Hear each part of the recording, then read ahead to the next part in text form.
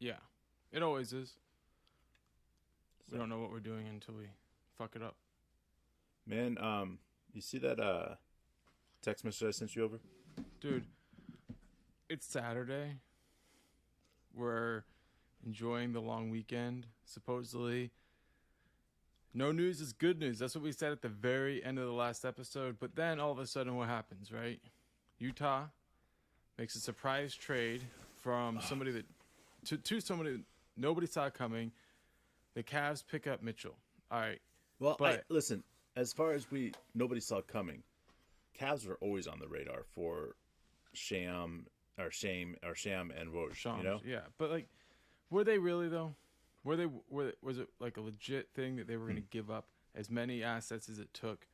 They were out there. We knew Sexton was probably available, but the idea of teaming Garland up with Mitchell, come on, were they really going to go all in on that? Well, I think their GM did. Colby Altman, I think is his name, right? He goes all in on this, and they did it in a way where the Knicks have been like, here's our deadline, right? They stepped away, and before they could come back and be a part of it, boom, he's gone. All right, my first thought is, fuck this shit. Now the Jazz are in a race with us for the most, picks. Yeah. But that was my first thought. Then on my second thought, hey, we own the Jazz pick. It's only like top 10 protected, whatever. We could end up with a better pick because of it. Sure. Then my third thought, what you sent me, right? Mm-hmm. Oh, fuck. The Knicks need a star, and now their target is Shai. Bro, as former Knicks fans, like, I can see why they want Shai, right? He's a star. But on the flip side of it, as a Thunder fan, we want Shai. If he sticks around, we've got an opportunity for him to make the All-Star game because especially with Mitchell gone, Sure. we've got opportunities here. But are we going to get paid for him like he's an All-Star this year? Because if we are, like, we may never see Chet and Shai play together. Well, listen, if the Knicks come out and they offer us something insane, I mean, we're talking insane, 4, 5, whatever you want to say, draft picks, whether it's 3 unprotected first rounds or 4 unprotected first rounds, a couple of really good second rounders, R.J. Bennett or R.J. Barrett, and one other guy of our choice. That would be hard for us to say no about. Yeah. Like I don't know how we say no. Yeah, and that's what I'm saying is that like at this point in the stage like of what we're dealing with is if Chet was healthy, there's no way we do this. There's no way we even consider it. I agree, but now maybe we're looking at. But here's the thing: maybe we don't consider it for 1 year. Like, but in the end, what's the number? Like, at some point, Sam Presti says, "I got a question for you." That bag of assets. Well, that's what I'm saying. For you, the question is here is if you're Sam Presti, and a team offers you blank, what do you say yes to? Okay, so if, like, say they threw us a package that would make it so basically we got 5 more picks, first-round picks, so you end up with 10 picks for Paul George. Yeah. Is that ballparking it? Yeah. But here's the thing, though. I mean, what did the Jazz give up to the Cavs? How many picks? They gave up 3 unprotected. And is Shai worth more than Mitchell to the But Knicks? they got 3 unprotected. Their draft pick from this year. Okay. Sexton, which is pretty phenomenal. So well, no, they were moving off of Sexton. But let's just look at this. Do you take what the Cavs offer for Shai? No. Okay, so then that's the starting point. But here's the thing. Would I take that from the Knicks? Okay, are you saying that you think Sexton is or R.J. Barrett is better than Sexton? No, it's more about the unprotected first round picks. I think they're more valuable from the Knicks, considering where the direction the Cavs are in. I think that's why I'm like, that's sweet. That's a sweet looking deal. If they're Knicks unprotected picks, dude, like, there's never ever been a team that's as bad at developing talent than the Knicks. But then, so we would have to take back in exchange for Shai in order for us to do this unprotected picks and at least 2 of their young, very good guards, right? I mean, only if we're going to trade them. I don't want those guys. I don't want anybody who's ever spent time in a Knicks uniform on our organization. Well, then, I mean, but this is the thing I'm looking at it. All right, so we would have to take back some of their assets and good assets at that in order to guarantee that they're going to stay out of the playoffs. You see what I'm saying? Like we're not going to. So as a fan of Shai, how do you feel about that? Well, I don't like.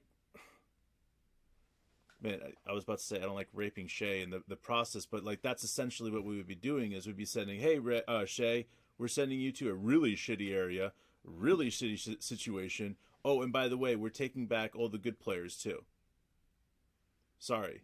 Right, and that's what I mean. If you heard the reports about Mitchell from Brian Windhurst, who basically said Mitchell was out golfing, and when he found out that they got to keep Garland and Mobley and Kevin Love, like he was running around the golf course yelling. So if you think about it, like how would this go, and what do we know about Leon Rose, right, the general manager at the Knicks, as far as like this is a new regime, and he's trying to make an impact. Obviously, Mitchell was a big part of that. Supposedly, this whole Robinson extension, I don't know the numbers on it, but that really interfered with it.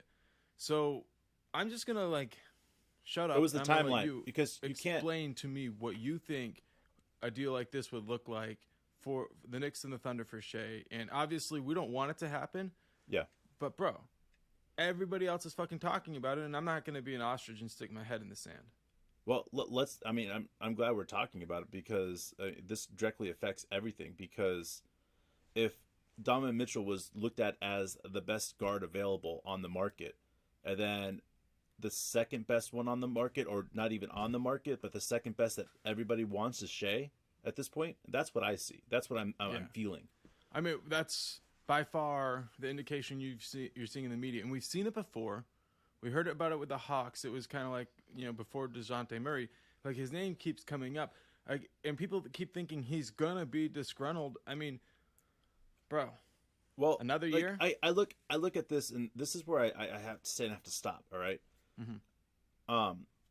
If we're getting offers by the Knicks for 3 first, unprotected, or 4 first unprotected plus blank blank blank, right? Mm-hmm. I've got to say stop. Because here's the reality, is I never, as Sam Presti has not done since I've been around, he has not sent a player to a shitty situation that he doesn't want to go to. Okay, see, that's a good point, right? Like, that's where we're sitting here saying, maybe he would go to a shitty situation, but he'd have to want to. And he's from Toronto, okay, so that's not too far from New York City. But if I'm Sam Presti, though, I'm not looking at the Knicks, though. I'm looking at Brooklyn. Okay. Brooklyn has draft picks. They have. Okay, but here's the thing. Sixers draft picks. They have Ben Simmons that is disgruntled right now with the NBA. Like, I seriously would be like, give us Ben Simmons plus 3 or 4 picks that are unprotected. Like that would be more, because Kevin Durant's done. I mean, I think he might play this year. I think he probably made a backdoor deal of I'll play for this year, but if I don't like it and things don't go the way I feel like they should, then I'm out and you guys trade me, yeah? Yeah, I mean, there's definitely a possibility, but let's say you're Shai. If you're Shai, do you want to go to the Brooklyn Nets, which seems like whatever KD does is going to be the future for them, or would you rather go to New York and go to the Knicks and go and actually, like, you're a fashion icon if you go to the Knicks. Like, Walt Clyde Frazier, you're talking about, like, the greats, and he immediately makes them relevant. I think because of his age and his skill level, the Knicks would be a sexier team than the Nets, even though the Nets have KD. And that's expensive. Like, Mitchell wouldn't make him more exciting. Mitchell doesn't have that gravity.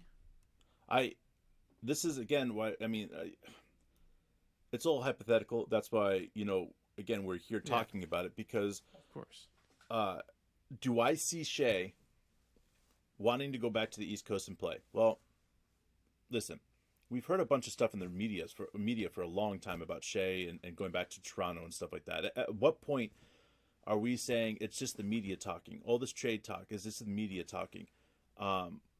Let's just be honest. I mean, there could be a moment where Shai's just like, I love Oklahoma City, but this is not where I want to be. We don't know what his people are saying behind the closed doors, and this is not a jab on anybody in our organization. It's just how things go sometimes. Shai's out there busting his ass every single night, and after his first year with us, yeah, man, like things haven't gone well. So is it surprising that we're hearing Shai in the news all this time? No, it's not surprising. Is it one of those things that I get frustrated hearing? No, because eventually, either A, somebody comes up and offers Sam Presti an undeniable, insane amount of assets and picks for Shai, and he can't say no, right? Let's say it's some crazy number, like a combination of 7 first and second picks, second round picks, first and second round picks, 7 of them, and then right. a couple assets, Right. Like, yeah. how could Sam say no to something like that, especially small market? We don't get opportunities like that, especially we have Chet, we have Giddey, Right. 20-year-old guys, Right. So that's where I keep going back to. I keep on saying, what's possible, what's not, what's dreaming, what's not, what's reality, what's not. And here's the reality of the situation we're in. Nobody's fucking safe on the Thunder right now, outside of Chet, Giddey, and anybody else that is on a contract that just signed a contract because they're safe for the next 6 months or whatever months until December, right? Right. But other than that, here's the reality, man, is we're in a pause situation right now. Mm-hmm. We don't know how the season's going to go because we just lost Chet. Yeah. And all this, hype and all this excitement, all this other stuff, it's all just been paused. So do I think that Sam Presti is taking calls from the New York Knicks? Fuck yeah. Do I think that Sam Presti is taking calls from any team that is calling to acquire about, Shai? Yes. Do I think there's a chance that he might be playing teams against other teams to see if he can beef up the opportunity to get more? Sure. Because that's Sam. And Yeah. Sam is always thinking about stuff like this. He's always constantly moving. He's always trying to figure out what the best deal, where to go, who he should take with him, and all this other stuff. And listen, I wouldn't want this team to be blown up. But if we got a similar trade package that we got for Paul George for Shai, then I have to say thank you. Because in the long run, we traded Paul George for Shai plus all these draft picks. If we walk away with 15 or 16 total draft picks for Shai and Paul George, which there would never be anybody in the history of the game that will ever get that much in return for one basketball player. And it will be known as the greatest heist of all time in NBA. I mean, I'm digging it, man. And I think you have a lot of points there, and I definitely feeling it, but in the end, deep down, I don't want him go. I don't want him to go. And man, here's it's my all question, about right? this. You got You know your what number 2, right? Yeah, it's all right, about dude. this, man. I've got Yeah, dude. Shai everywhere, man. He is Oklahoma City Thunder. So to It's a say great that jersey, bro. It really Right? is. But to say that here's he's my- going to go, I can't. But here's my question, right? If he's not going to be happy here, what else is there to do? Yeah, man. No, you're right, and that's why this is why we're talking about it. It's we don't know what's happening behind the scenes with Shai, right? Yeah. We don't. As much as we want to say, Shai loves it in Oklahoma City and everything is great with Oklahoma City, like the reality is we have no idea. I mean, he made a statement by signing a max contract for a very long time that he wants to stay in Oklahoma City. But does he have a better chance at getting $35 million more from us or from the New York Knicks? Right. Because where does he have a better chance of being an all-star and all-NBA team or all-NBA player? Where is his better opportunity to do that? And if his people are saying the Oklahoma City Thunder is not it, this is not it, you need someplace else, what is Shai going to do if he's hearing all this stuff behind him? You know, he's probably going to sit down with Sam Presti and have a heart-to-heart about where he thinks this team's going and how many years and all this other stuff. And if he feels rejuvenated after the talk, he stays. If Sam feels rejuvenated after the talk, he stays. If there's no combination of things that could go right and both of them walk away and they're like, you know what, I think the time is to look for a trade opportunity, that's what's going to happen. And we're going to walk away with an insane amount. But personally, I think we should hold on to him for a couple more years, because that's when we can maximize his value. Yes, he'll be worth $35 more million, but that's when we maximize. Is he going to be worth more later? Yes, wow. Absolutely. When he is an all NBA team player or whatever there is, when he is an all-star, when he is one of the leading jersey sales in the NBA, I'm telling you right now, he will be way more valuable. What's his max value? Will he be an Anthony Davis level haul? Yeah, well, I mean, that's the thing, is that like at some point, unless the NBA salary goes over $200 million or $220 million, right? Yeah. There's no way that we're going to be able to keep all of our players at max salaries. Let's just say Chet goes max, Giddey goes max, Shai goes max, Dort gets close to a max. Like, there's no way of filling in that space unless we have a crazy salary cap. You know what I'm saying? Yeah. So, with that being said, where do I think this team needs to go? What do I think this team needs to do? Well, we need to maximize our coming back for Shai. As simple as that. We're going to have to trade Shai at some point in his career, because eventually, either A, all the guys get max contracts that I just brought up, right? Right. And then Shai is looking at that, and we're like, okay, now Shai is going to be almost $10 million more a year than these other guys. Small market. Sometimes those things are worth to send out, you know? So much money's moving out, so much money's going in between players, and it's going to be $40 or $50 million a year by then. Yeah. So I'm looking at it like, you know what? That's a perfect opportunity to trade a player to Los Angeles, to trade a player to New York, and reap all the benefits there. Get all you possibly can in return to make yourself plausible to do whatever you can in the future. But it doesn't mean that's going to happen. I mean, we could look back and laugh about this, because the NBA salary cap goes up to $240 million or some insane number, and then all of a sudden we have all the money we can to sign all the players we want. Yeah. But I don't think that's going to happen. So. Yeah, I mean, here's the thing. Like, as I listen to it, it's like, obviously there's a lot of like pros and cons to this for both teams. And if we could get a haul for him, like he's an all NBA player now, without him being an NBA all NBA, right? Like, we get that type of haul for it. Like, I think that's something we got to consider. I think, like, to me, and this is like the key, because like you said earlier, like we're not the type of organization to put a player in a bad situation. But let me unless ask you, he asked. Right. If you're Shai, what do you want? What do you hope happens? And would you use your influence to push for the Knicks? All right. In 1990, let me think, 99, 2000, something like that, I spent about 3 months in Ontario, right? Right. Two things I noticed is Ontario people are incredibly intelligent, right? They understand things at a very, very high level. Right. One thing, though, that they consistently said was they didn't know, like, people would be like, where do you live in the United States? Be like, Oklahoma. They're like, where's that? Like, yeah. Most people in the world that don't live in the United States don't even know that there's a place called Oklahoma in the United States. So I stopped saying that, and people would ask me, I'd be like, I'm from New York City, right? Yeah.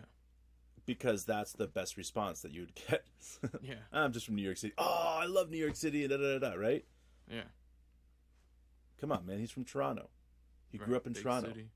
Like it's a great city, but it's not New York City. And if you are a high school kid and you have an opportunity to go to the States and go to New York City, or, go visit New York City, man, go watch a Knick game, go watch a Nets game, whatever. I'm telling you, it's something that's contagious, and I wouldn't be surprised if he's had that opportunity. So, as a fan of the Knicks in the past, I've always coveted their high picks. Now, they've never been able to, make those players any good. And Kevin Knox is a really good example of just like a player that was picked high, and by the time he left, he pretty much had no value because of the way that the Knicks are a complete failure to develop players within their organization. I think the last rookie extension was what? Charlie Ward? You know what I mean? Like some crazy, yeah. Something like that. So for me, I'm like, yeah, I want Knicks picks. Like more than any other team, I covet the Knicks picks because their inability, because of their ownership. So, James Dolan is a doofus at the highest level, and Shai's not enough. We've seen it. Like Shai's a really good player, but if you put Shai out there with a bunch of bozos, or like you're in a rebuilding situation like us, that's not enough to get wins. Not at the highest level. And he's going to be an improved player, but he's going to rely on the organization, the coaching, and the players around him to win. I hate to see him go to a bad situation, but there's no better situation for his personal brand than New York, and there's no better picks for us than the Thunder, like the Thunder than the Knicks. I'm sorry, but like we want those, and that hurts, man. Yeah. Like honestly, when it came down to would you trade Shai for Cade? No, I wouldn't do that. No. But would they would trade have to... Shai for 3 unprotected Knicks picks plus a couple pick swaps? All right, man.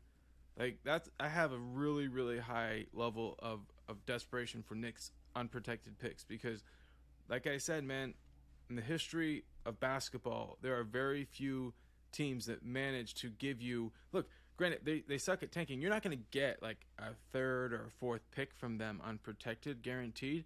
But man, you're going to land somewhere between 8 and 12, no matter what, and that's a good year for them, right? You could definitely fall in the top 5, on an average year for the Knicks. And will Shai change that? Yeah, probably in a short term. But let's think about this. What's the strategy that Presti implements every time, as far out as he can? That's the picks he wants, right? Yeah. Do you think Sam Presti, or in a way the Knicks, recognized that they were going to want to deal with us for Shai, and they gave us pick 11? I don't know if they're. I mean, we gave it. When I say a hefty price, we gave 3 heavily protected picks for that. But do you think? Right. Deep down inside that he was connecting the dots there, saying that this is a possibility? I mean, potentially, but I don't know, man. Yeah. I kind of doubt it. Like, I think they really wanted Mitchell. I think they felt like the media reports were all that the Knicks were negotiating against themselves. Yeah, I think they believed that, and I think they kind of stepped back. They were like, well, let's see what happens, and boom, it was over. Look, I wouldn't want the Cavs picks like I want the Knicks picks. So, no. Well, they would have to give us way more than 3 picks for me to even consider it. But you're right. With the Knicks, I would consider 3 unprotected picks from them, as long as we got some type of asset that helped them be better in return. Right. So I don't know, man. Like, I think it's something that's worth talking about, and as this weekend goes, I'm gonna keep on thinking about it, because I choose to think that Sam Presti knows what's going to happen with this team, and he knows what's best for this team in the long run. And that, if that's more picks, that's more picks. If that's keeping Shai for the long run, that's keeping Shai. So for me, I'm content and I'm happy with whatever happens here. So again, this is all about the Oklahoma City Thunder and making sure that Sam Presti really maximizes what he gets in this situation. Man, when I saw those reports, I thought, of course they want him. But the more I've been looking at the package the Jazz gave up, the conversations that were in there, and I'm like, man, they have to be willing to give more for Shai. I don't know. I'm starting to lean that way, man, and I don't like saying it. But Yep. I mean, It's something we have to look at. It's something that we always have to consider, especially after the recent injury to Chet. Is I don't think that this is something. do you think that changed it? Like, you think if Chet Yes. was playing, there's Yes. no way? No way. I think if Chet was playing, Chet didn't get injured, there's 0% chance that this is even something they talk about. All right. But the fact is that Chet is injured. Now they have to step back and take a step and reevaluate the situation. Because without Chet, if some team is willing to give you, 4 or 5 draft picks, first round, unprotected, blank, like, you have to stop and say, okay, I may think that this is something I'm interested in, because the reality is you're not going to get many more opportunities to get that much haul for an all NBA player, much less a player that's not even an all NBA team yet. Yeah. So all right, man. I don't want to overthink about it, but it's like it's going around, and it is. There's a It's chance crazy it'll thinking happen. that Shai is the second most available guard in people's opinion right now. Yeah. There's a lot of people that feel that way, dude. There Yeah. really are. But So time will tell, man. Time will tell. yeah, and I mean, we didn't know anything about Paul George before that deal happened. Nothing. And there's a lot. So I'm excited. I'm going to stick with it, man. Like, you never know what will happen. It could be a year where, we lean on these other young guys, and then next year we're a completely reinvented team, Yep. when it's the Chet and Giddey show. But we're Hey, going to which is cool, man. I'm cool with whatever show it starts with, but the reality is that now the heart of the team is 20 years old right now, Yeah. And I think that's the thing that we have to look at. We have to stop and say, okay, J-Dub is better than we thought he is. He thought he was going to be. Jang could be better. If these guys see these guys being better, they could say, you know what? We might want to take a step back here. We might want to look at these other, guys that we have that are a little bit older and see what we can get in return. And not necessarily a tank, but go straight up, get the young players playing time. We've seen it, and we might see it again, but it's unusual for us to trade somebody as young as Shai, with it locked up for as many years. So they're gonna have to do something to get us interested. But stay tuned, and we will be back on Monday. Monday? Hell yeah, man.